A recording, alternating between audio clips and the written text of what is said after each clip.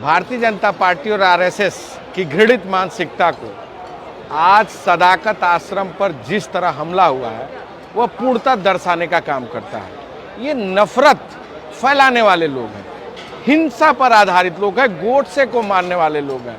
जिस तरह वहां कार्यकर्ताओं के साथ मारपीट की गई, गंभीर रूप से घायल किया गया, लाठी डंडे चलाए गए, पत्थर चलाए गए, उनके जो कार्यालय सदाकत आश्रम में थे, जो गाड़ियां थी उसको तोड़फोड़ किया गया। निश्चित तौर से भारतीय जनता पार्टी डरी हुई है, ये हड़बड़ाहट है, छटपटाहट है और ये सोच दर्शाता है कि भारतीय जनता पार्टी अपना पूरी तरह संतुलन खो चुकी है।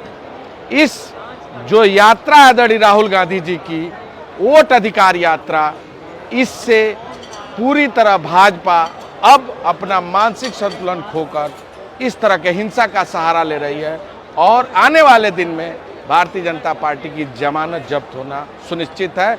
जनता यह संदेश देगी, जनता अपने वोट के अधिकार से यह बताने का काम करेगी कि अब हिंसा पर आधारित लोगों का इस प्रदेश में, देश में जगह बिल्कुल नहीं। अच्छा, एक बात बताइए, रोपिएगा बबूल, खाइएगा खजूर। बीजेपी से क्या उम्मीद करिएगा? गाली गलौज, मार पीट, नफरत, देश तोड़ो, समाज तोड़ो, और क्या इनसे एक्सपेक्टेशंस आप कीजिएगा? अमित जी और नरेंद्र मोदी जी पर तो बहुत आरोप है। नरेंद्र भाई मोदी जी पर तो गुजरात के कितने आरोप हैं, कितनी घटनाएं घटी हुई है। अमित जी पर तो ढेर सारे आरोप हैं।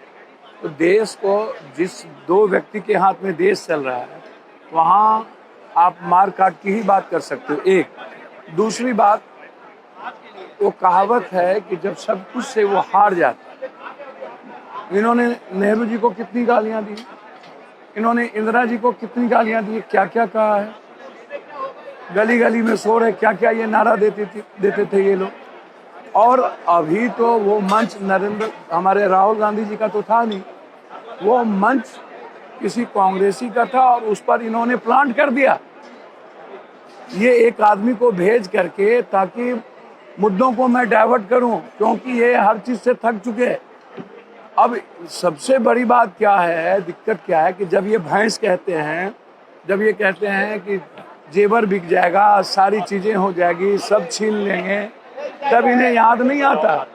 खुद ये बोलते हैं, इनके मुंह से क्या क्या नहीं शब्दें निकली हैं नरेंद्र भाई मोदी के लिए, डीएनए पर, नीतीश कुमार के लिए इन्होंने क्या शब्द मध्य प्रदेश में उपयोग नहीं किया। नीतीश कुमार के डीएनए को गाली दी। मैं उन्हें याद दिलाना चाहता हूं कि बिहार के डीएनए को इसने गाली दिया था और गुजरात में बिहारियों को पीट पीट करके भेजा था। असम में भी पीटे जा रहे हैं और आज महाराष्ट्र में भी पीटे जा रहे हैं। ये उस पर चर्चा नहीं करेंगे। इनको, हमें तो एक बात समझ में नहीं आती है कि जब कोई वोट की राजनीति ना बचो तो ईवीएम, वोट चोरी, और उसके बाद जब सारी चीजें सामने सच्चाई आ जाए तो बस एक मुद्दा बच जाए।